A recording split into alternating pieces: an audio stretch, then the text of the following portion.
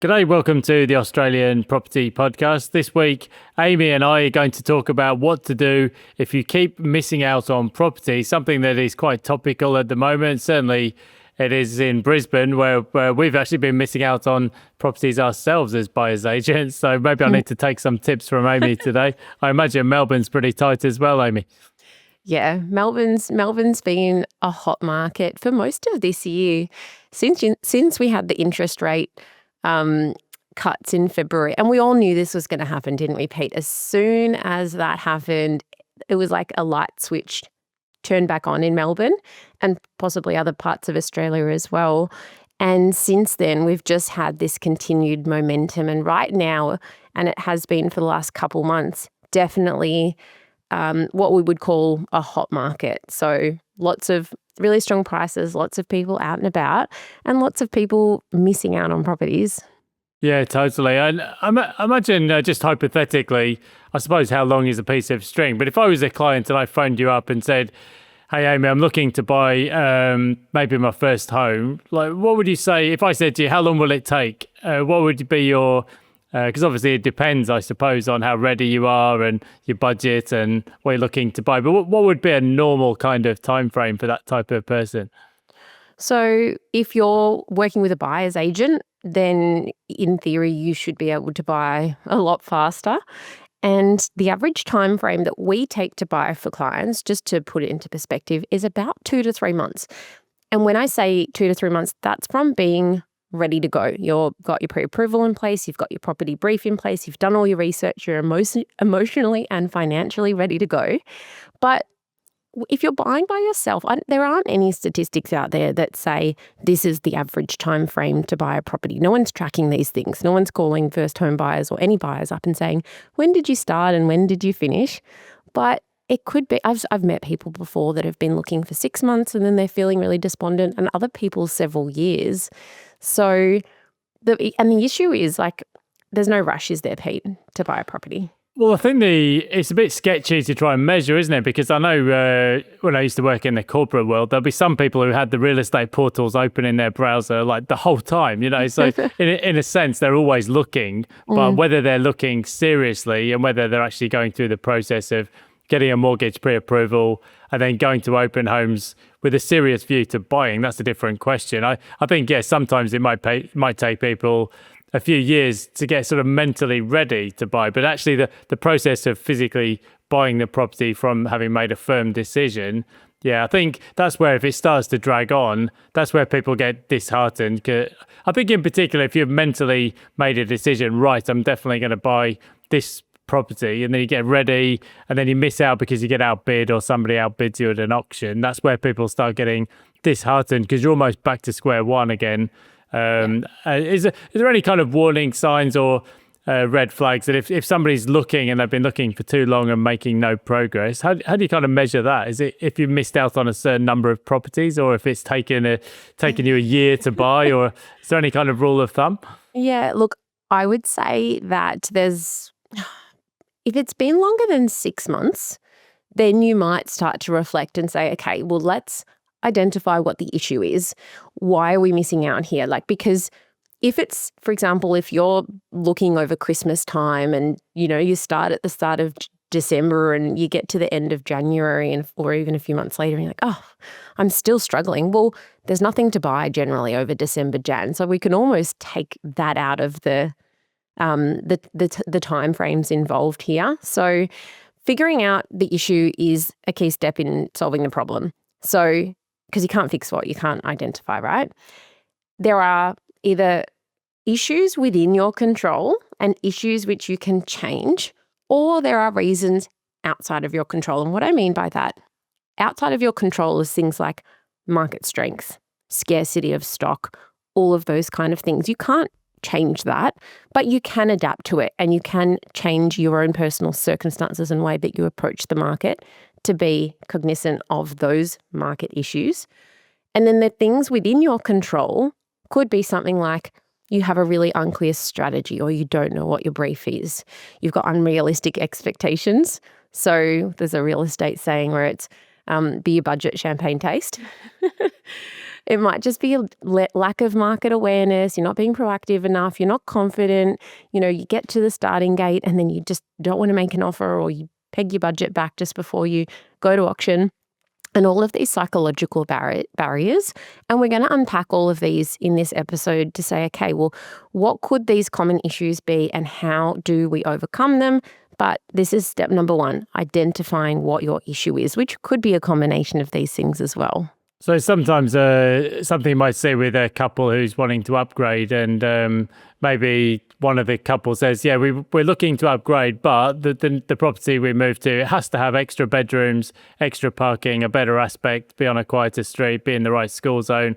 And the budget is only a little bit more than what we're selling for. And it's like, well, okay, you can want to go through that process, but if it's completely unrealistic, then yeah, it's going to take a long time and you might never move. So I suppose, I think, yeah, that's probably a first, a good sounding board is, we'll work out why you're not progressing. But if it's completely unrealistic what you're looking to achieve for the budget that's available, well, of course, you're going to hit a stumbling block straight away. Yeah, exactly right. So step number 1, and this is, whether you've been looking for a year or just starting looking as well, and you would have heard us talk about this several times on previous episode, which is you've got to be really clear with your property brief. This is your shopping list. This is what you write down to say, these are my non-negotiables. These are my locations I'm looking within. This is my budget. And the budget is sometimes fixed, or it might be, this is the maximum price if there's no work required, or it would need to factor in renovations, whatever that might be. But writing it down, a lot of people have this conceptual idea around what they're after, but until you write it down, you can't actually do the next steps. And sometimes when you write it down and then you sit down, if you've got a partner, and write it down with them, your non-negotiables might actually look a little bit different. That's the time when you have to sort that out. And then from there, more importantly, you do a reality check to say, okay, well, if this is what we want, can we find examples of sold properties that tick all of those boxes? And it can't be, Pete, okay, I found this one that sold last month for within budget and it ticked all the boxes, but it wasn't in the right suburb. Or it ticked all the boxes if it had another bedroom. They're not allowed to be on the list. You have to find, ideally, 6 to 8 sold properties in the last 6 to 8 months. Tighten that time frame if the market's increased quite a lot. But as a rule of thumb, 1 a month that is sold, that has ticked the boxes, to demonstrate a feasible brief. Otherwise, you're relying on hope. So I guess you have to have some awareness as well of what the wider market is doing, because I'll just give you an example. If you're buying a property in, let's say, somewhere in the south of Italy or something, like quite often people just look at what the property last sold for and they think, well, that's what I'm going to pay, because the vendor probably just wants to get their money back. The prices never really changed that much. I'm not familiar with the South Italian market. Yeah, it was just an example. Or even actually a lot of parts of regional UK, like property prices just don't move that much if you get out to the boondocks or out to the sticks, as I say in England. But if you were going to try that same approach in a market like, let's say, Perth over the past 2 or 3 years, it's just not going to work, because prices have been rising, and in a lot of cases, they're rising rapidly. So if you find a property on your list, the sold list that sold 6 months ago, and you think, right, okay, well, I'm going to find an equivalent property and offer the same amount, the odds are you're just going to miss out, because the market conditions are very tight and prices are generally moving. And in some cases, they're moving really quickly. So I think... And that's what's happened in Melbourne. Yeah, yes, I've got a lot of clients that have done their homework for me recently, and all of the properties they've sent to me have sold in the first quarter of this year. And because they haven't been as aware of what's been happening in the market as we are, I say, well, could you find any examples for the last 3 months? They said no. And then we have to talk about, okay, well, what's changed in the market? And I can tell people this because this is my job, but if you're not working with an advocate and you're not tracking the market, you've actually got to sit down and say, okay, well, why has there not been anything selling in the last few months within my budget? Maybe increase that sold section filter to the price point above you. And that might be your answer. And you might say, oh, okay, all of the ones that I like that were selling for within budget in February, they're now selling for over my budget. I can see them in the higher price point. I've got to reassess. I've got to change one element of my brief, whether that's location, whether that's size of property, condition of property, to then find these examples that are suiting. You've got to change one of the pieces of the puzzle if your brief is not realistic. Step number one. So it's not too difficult to put together a spreadsheet or even a Word document of equivalent properties, what they sold for, and maybe a few notes on the aspect of the property. But isn't there a problem here for people? Obviously, market professionals get access to sales price listings and so on, but a lot of the portals take a long time to update. But if a property sells at an auction, it might be quite a long time before it actually flashes up on the portal. And in some cases, they never make it to publicly disclosed prices anyway. So I guess apart from just looking at what things have sold for online, you probably need to have an awareness in real time of what's happening at auctions, at open homes, and so on as well. Yeah, you go to those auctions and see how many people are bidding, see what the market depth is, because property prices online are only one piece of this, big information puzzle. If you're going along to auctions and you can see that there's 5 bidders and you can see that they're all bidding up above X price, rather than, because sometimes you've got auctions where everyone taps out at a certain amount and then there's just 2 people that are going head to head at the end. And sometimes I had that just on the weekend, like everyone else dropped off quite early and me and someone else were really just going till the very end. We both really wanted it. It was perfect property for my clients. And then going to inspections and all of these things will help you to understand that market strength and what's been happening. And as you said, Pete, like it can take a while for portals to be updated, and a lot of agents don't disclose prices. There is a handy thing called a telephone where you can pick it up and you can call the real estate agent and you can say, hey, I'm just doing some market research at the moment. Do you mind letting me know what this sold for? And if they say, oh, sorry, it's strictly undisclosed, hey, can you just give me a real ballpark just because I'm doing some, I'm wanting to buy soon. So this is all things that you need to be a little bit proactive with.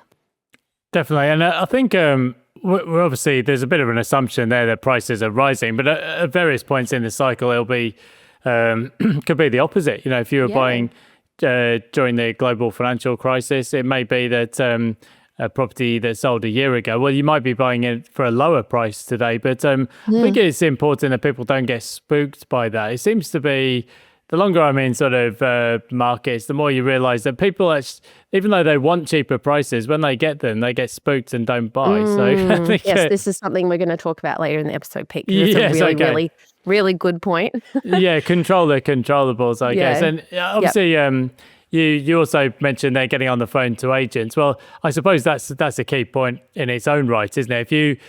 If you're struggling to get a property bought and you're just waiting for listings to come online, and then at the first open home there's 15 people there and it's really competitive, and then you're missing out again. Obviously, there's an extra step in the process you can do there, and that is to start building some relationships with the agents in the areas you're looking, and you might get access to pre-market properties or off-market properties, but even just being informed about what might be coming up for sale soon has got to be an advantage if you can be a bit more proactive rather than just waiting for the market to come to you.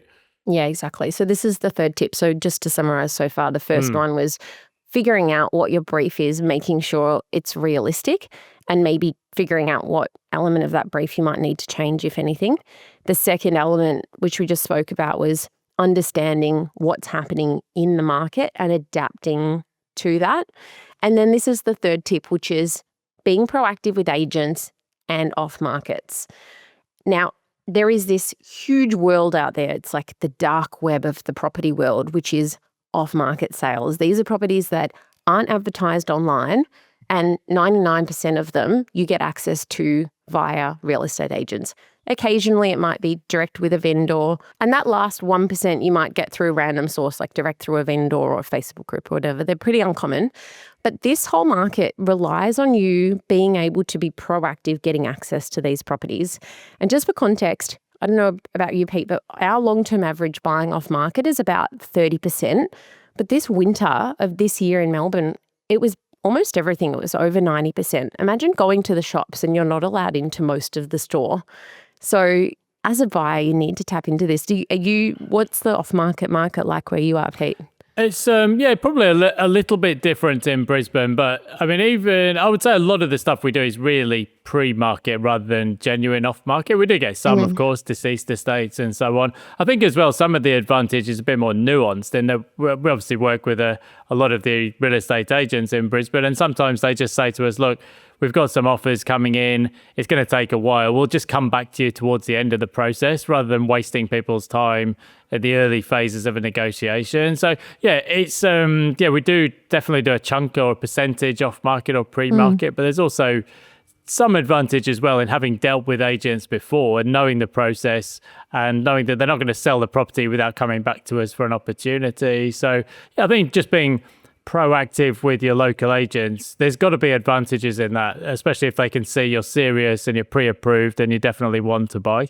Yeah, I've got a few tips here with off markets. First of all, don't think that off market's the solution to an unrealistic brief. I've got plenty of people that come to me and say, I can't find any sold examples, but surely there's stuff off market that would suit. No. The off-market market is kind of a reflection of what's going on online, just a smaller market. In other words, prices are on average roughly the same. If it's a hot market online, well, vendors aren't silly. They're still going to see what's selling in most cases and peg their expectations accordingly. And just there's not going to be this magic unicorn necessarily. So don't rely on the off-markets. Make sure that you are realistic and you've got your brief and you've got your pre-approval before you start looking at off markets or speaking to agents so that they can see that you're serious, and you don't want to be deemed or tagged as a time waster by a real estate agent or agency, because then they're not going to call you anymore. But you actually need to sit down and write down every agent that's selling in that area and be in contact with all of them. I've had so many people come to me and say, I've done everything, Pete. I've done everything I can to try and find a property, just not having success. I say, have you called every single agent in the area? No one has ever done that, because fair enough, they wouldn't have time. That's a big job and that's a lot of effort. And some people are a bit nervous about cold calling agents, and that's fair enough. But until you do that, you genuinely haven't done everything. So being proactive with these off markets, and this is how we get access to them. I'm on the phone for hours every single day talking to all of the agents. Perfect. So be proactive with agents and also for off market property. So we're running through a list of our top 10 tips here, or Amy's top 10 tips. No, I think there's 5, Pete, but if you've got Okay. We can edit that down. It will be our top 5 tips. Yes, you're absolutely right. I don't know where I got 10 from, actually. I think, I was hoping for some off-market tips that we haven't listed. So we're up to number 4, I think. We are, actually, you're right. I was just going through my list. So we've got unclear or unrealistic property briefs, not adapting to changes in the market, and being proactive with agents or off-market property. So the next point, Amy, is not prioritizing the search. And I see this in a lot of different walks of life. If you say to people, what's your number one goal for this year? And it's like, well, I want to be the top podcaster in my field or something like that. But then when you actually speak to them about what they're actually doing, it's like a million different things. And there's no sort of priority sort of given. I think it's the same for a lot of kids. They want to play 25 different sports, but it's difficult to be the best unless you're going to try and prioritize the thing you really want to achieve. So if you're going to want to run a marathon, Pete, you've got to train every weekend, right? I've never done that before, but I presume you've got to, not every weekend, maybe every day. I've done it once, yes. And you're right. You can't, you can't sort of say, right, I'm going to run Sydney Marathon and then spend, one weekend you go to a party and the next weekend you go to the football, and then, maybe I'll do a run and then I'll come back to barbecue, and then you actually have to put it as the number one priority. Otherwise, you're just not going to achieve what you want, or you're certainly not going to do the best job that you can. And obviously, probably most of the people listening to this would have busy lives, work life, corporate life, professional job, kids' activities on busy Saturdays. with stuff at weekends. It's very easy to see how life can get in the way. But if you're not prioritizing your property search, of course it's going to be harder and take longer than might otherwise be the case. So do you have any sort of tips or tricks how do you go about prioritizing a search when we're all so busy? So it is really just putting it as the first priority. If this is a goal that you want to achieve, you would hate to miss out on something just because you weren't aware of it. So sometimes I'll have clients come to me and they'll say, I've been looking for 6 months or a year. And I'll say, well, what about this property that sold? What about this one? Oh, I wasn't looking that week. Or I was, just taking a little break, taking a little pause. That's fine if that's what you need to do. But really, you haven't done everything that you possibly could. And you could have then missed out on that dream property or missed the market, and you have to be forced to readjust your expectations. So prioritizing every Saturday, setting aside X amount of time per week to be doing the searching online, contacting the local real estate agents. If there's something that comes up that's perfect, go see it straight away. If you can get a private inspection, or if it's an off market, prioritize that, get to it. When clients are working with us as buyer's agents, we are, searching every single day for them. And as soon as we find something, hey, when's as soon as we can get you in to see this property? And then from there, it's making sure that if you do then find something that's suitable, don't just sit back and say, okay, well, I'll do my due diligence on this next weekend because I'm a bit busy right now, or it's not going to auction for a few weeks, so I'll just sit back and see what happens, do my building inspection the Friday beforehand. You've got to prioritize it because those properties might end up selling really quickly, and you would hate, I presume you would hate to miss out just because you weren't ready. It is fine, or it's disappointing to miss out because someone else has paid more, or the vendors changed their mind, or whatever it is, circumstances beyond your control. You don't want to miss out for a reason which you could have prevented. For example, being more proactive and not missing a listing, or not missing an off-market opportunity, or not doing your due diligence quickly enough to be in a position where you can then negotiate or bid at auction. So there was an old saying in the business schools back in the day that what gets measured gets done. So treat it like a project, keep some records, set up some alerts on the real estate portals for the areas you're searching in, and check them every day. Keep a record of what you've been to see, what's good and bad.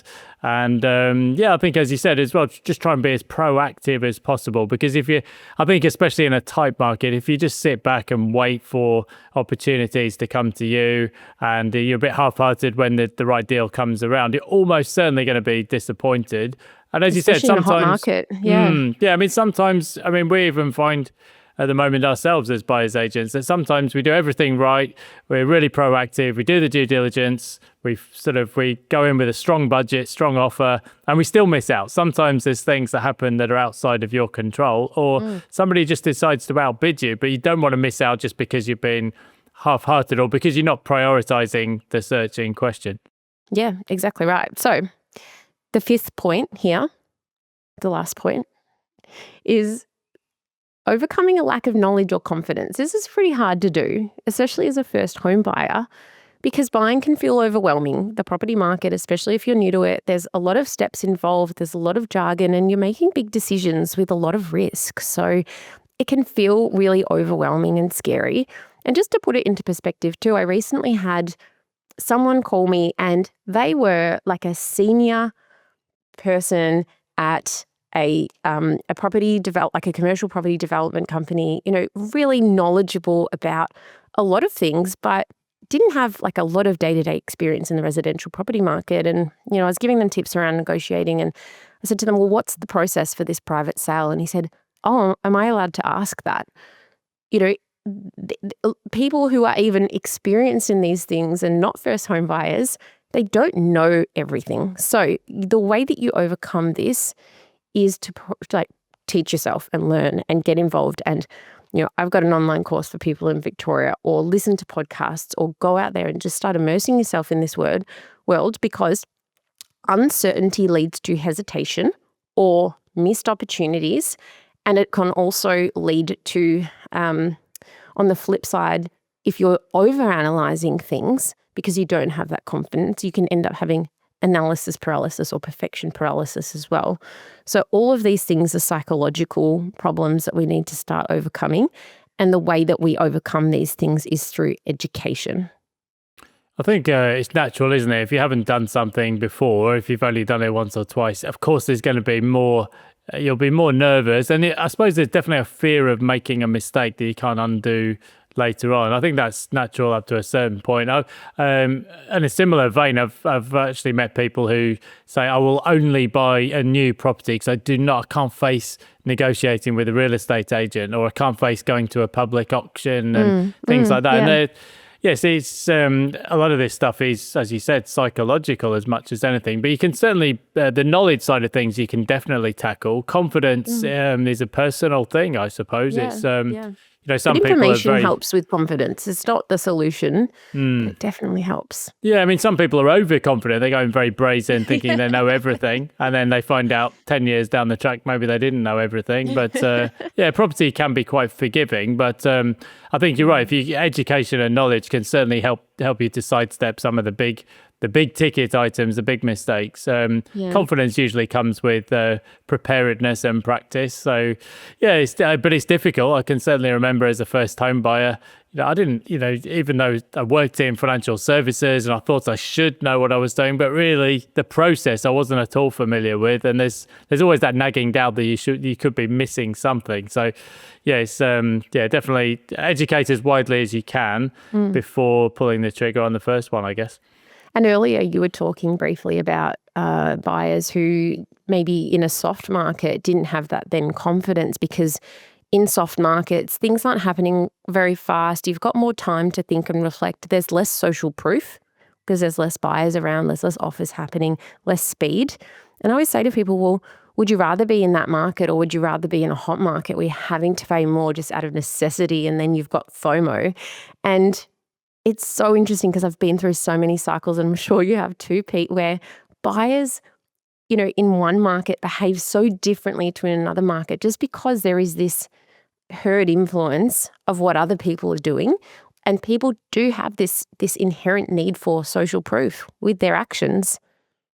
Well, yeah, I mean, this is not just a property thing, is it? It's in every financial market. Like the most confident people are buying right at the very peak of the cycle, almost by definition, because they're the ones who pay the highest prices. And it can be a little bit like 1,001 days in the life of a Thanksgiving turkey. The best day is. I love all of your analogies, Pete. Like, I don't understand most of them, but well, i.e., like that life is just getting better and better and better right until Thanksgiving Day when you get eaten. So if you're thinking of like the .com bubble, there was some massive overconfidence, right just before the peak. And yeah, that's true in property as well. I've seen before APRA stepped in with the interest-only loan crackdown, there's people paying insane prices at auction. And just what you were saying, sometimes it would just be two people bidding against each other up, 3, 4, 500, 1,000 over reserve. And then the next week there's a massive clamp down and the market softens. But of course,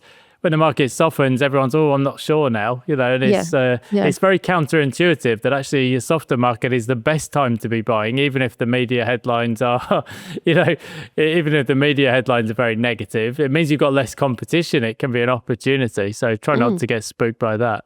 Exactly. So I've got 3 little common missed opportunities from lack of knowledge here, just that I see happen now and again. And one is undervaluing properties due to you not putting enough time in around your appraisal. So figuring out how much that property is worth. A lot of people don't do this step at all. And then on that, adding on, okay, well, this is what I think it's worth on paper.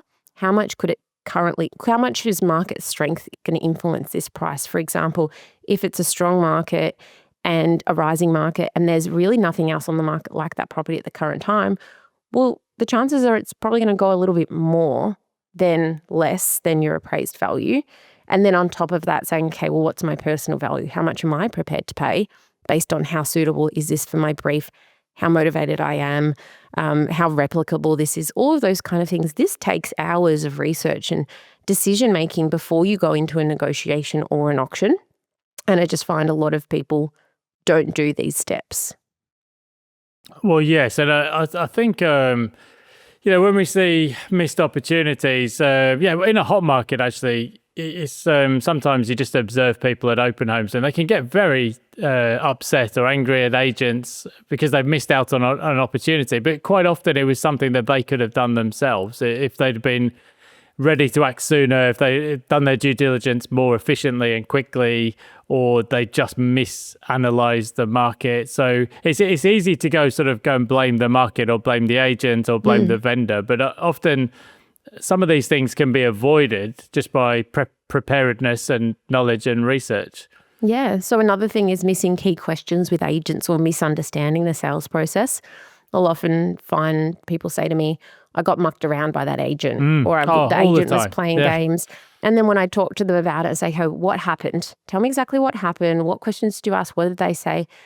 And not all the time, but in a lot of cases, I'm like, okay, well, this is how I would have approached it, or these are the questions that you should have asked. They weren't playing games. You just didn't know the process involved. So you need to ask as many, this is particularly with private sales because there's no rules around private sales. When is this property going to sell? How is it going to be sold? How are you going to go back to other buyers? What are the timeframes for contesting? Are offers going to be disclosed?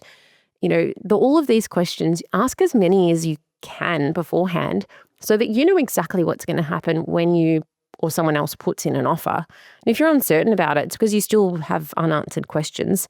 And like I said with that person earlier I spoke to, you can and need to understand the process because that will then define your strategy.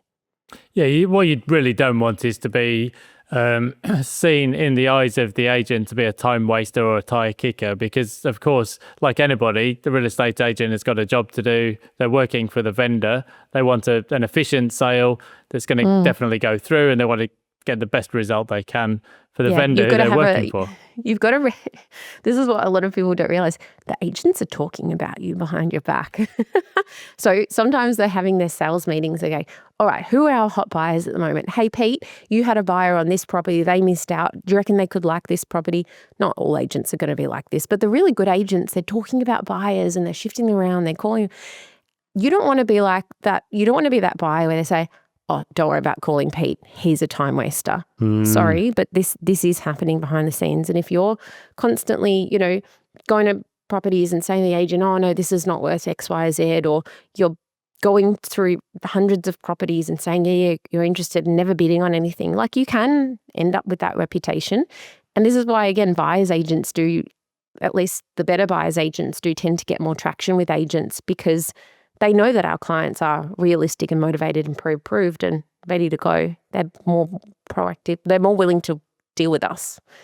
You don't want to get onto that list as somebody who's just turning up to open homes, taking a few pictures, but never serious about actually transacting because you'll be right down at the bottom of the priority the call list. Yeah, so I guess we've talked about the things you can control, about being prepared, doing your market research, being reactive and responsive to opportunities when they come around. I suppose overall it's like a path of least regret thing, isn't it? If you've done all the preparation and the research and you make an offer on a property in good faith and you still miss out, well, okay, that can happen, and it's of course it's disappointing, human nature being what it is. But if you've done all the right stuff, sometimes that will happen, but at least you've controlled the controllables, and sometimes you'll miss out. But eventually, if you do the right things and you're well prepared, eventually you will succeed and get the right outcome. So I suppose that's focusing on the things you can control. Have you got any sort of signs that you might be on the right track? And we've talked about some of the things that people do wrong, but what are some of the indicators that you're probably you're close but not quite there yet? Yeah, and that's important to distinguish as well, because I will sometimes speak to people and I'll say, I feel like you've just had a little bit of bad luck because you're doing everything right. So for example, if you're the underbidder on a couple of properties, so in other words, you're the second top bidder on a few properties or really close on prices with negotiations, that's actually not a terrible sign. It's a bit of bad luck that there was just one other person there that wanted it more than you. If that happens to you 10 times, it's a different story. But if it's just a couple of times, that's not a bad sign. In comparison to if you are missing out by large margins or you've constantly got 2, 3 or 4 people bidding above you, that is a clear sign that your budget is not aligned with the current market. Another sign you're on the right track would be you're finding at least one viable property per month to consider for your brief.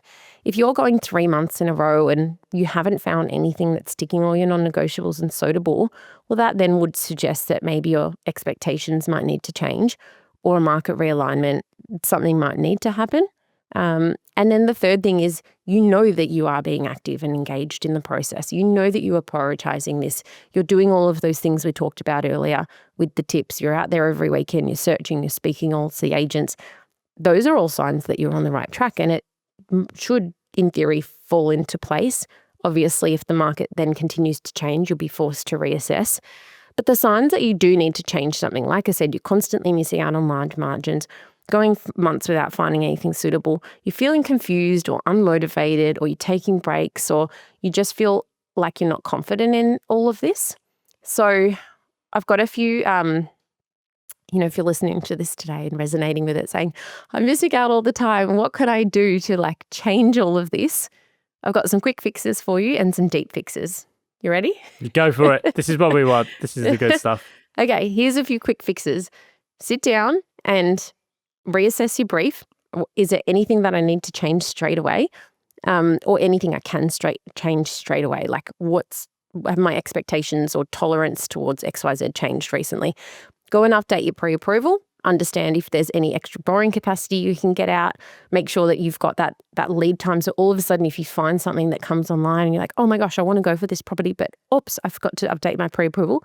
Financially, you need to be ready to do all of this. And sometimes you might go back and there's been an interest rate cut and you can get more money if you want to. You might go and expand your search radius, go and explore another suburb, go and explore some more streets. Like, location is a lever that you can pull. And the last thing is call 5 real estate agents today. What's the top 5 common agents that are selling in that area that you haven't spoke to? Call them today. Call another 5 on Friday. Call another 5 next week. And then, by the end of the month, maybe you'll have called all the agents in that area. The deep fixes is more around the mindset, the fear of commitment. Are you an overanalyzer, or are you the opposite? You're not prepared enough, and therefore you lack confidence when you go into it, something, or just not prepared enough. Like, is this a psychological thing that's holding you back? Or is this a time thing? Is this a lack of knowledge thing? Is this what is this? Let's just take a step back and go a bit deep with analyzing what we can change. Is it within our control, or is it beyond? And then you've got a path to go down. There's a fork in the road here, Pete. If you've been looking for a while and you keep missing out, here's your fork in the road.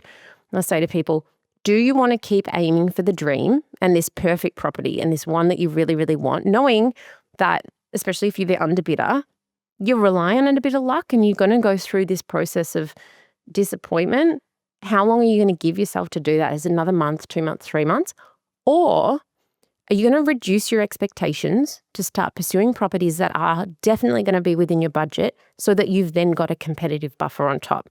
That will get you a faster result, but you're going to have to make compromises. Which path do you want to go down? And you might say, okay, for the next 1 month, I'm going to go down the first path and then reassess. So here's your fork in the road, and you've got to give yourself time frames around that. That's perfect. That's so comprehensive. I've got no further points to add. I think that's so brilliantly summarised. Yeah, and I think, I think, as you said, if you're really busy, if you've got a kid's birthday party next weekend, then you've got a holiday, then you've got Christmas party, then you've got a break, and if you really don't have the time to dedicate to it and you're serious about buying, well, that's maybe where you get a professional engaged, like a buyer's agent such as yourself, I think, or if you're just mentally exhausted by the process and you just think it's not going to work out well for you, well, there's no problem with engaging a market professional to help out on that. Obviously, there's a fee involved, but buyers agents can earn you back that fee through buying the right property, helping you avoid mistakes, negotiating hard, and just saving you time, money, and stress. So, obviously, it's not a pitch to use a buyer's agent, but if that's the stage in the process you're at, then it can make sense. So I think thanks, Amy, that's brilliantly summarized. I think if people have got any questions on any of these points, just always there's links in the show notes. Do send in your questions, and we try to cover those off in our Q&As every week. So don't be shy, send in your comments and questions. Amy, any final thoughts on that? Oh no, I think that's about all for today. I completely understand that this whole property buying process is such an emotional and can be really it can be really devastating when you mentally move into a property and you miss out at auction. Like, I know that psychologically there's like that layer of it, and then there's the data thing. But hopefully this podcast episode has given you at least some tools to take away to work on, just to make sure you've done everything you can to put yourself in the best position. We just don't want to be remorseful because we could have done something differently. Certainly control what you can. Thanks so much, Amy. Brilliant. Look forward to chatting next time around as well. See you, Pete. Thanks for watching this episode of the podcast. If you want to hear more from us, you can get daily videos and podcasts on Rask's YouTube channel. Or if you want to enroll in a free course on investing, property, business, money, you name it, you can join over 34,000 other students and enroll in a free course on the Rask website. Simply head to www.rask.com.au and follow the prompts. Thanks for watching this Rask podcast.